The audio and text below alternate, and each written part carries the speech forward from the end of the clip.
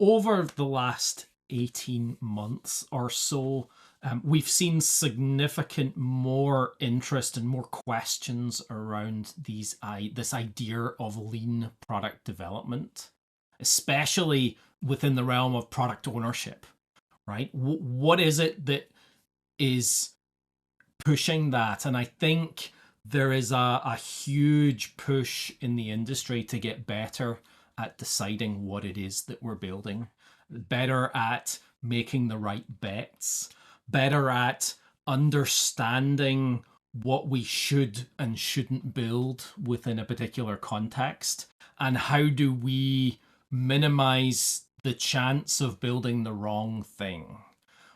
Hypothesis driven engineering practices, right? That those lean product development stories. And I think that this is such an important topic that Joanna and I will be running a workshop on product ownership and lean product management. We're only going to talk for about 18 minutes, and then we're going to have about 40 minutes of Q&A for you to bring your questions, your ideas, your stories to this puzzle of what it is. What is lean product development? What does it look like going forward into the future?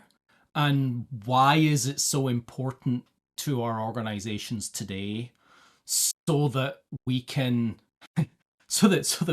we can waste less money in our organization, so that we can build more value for less money, higher return on investment. That's really what it's all about.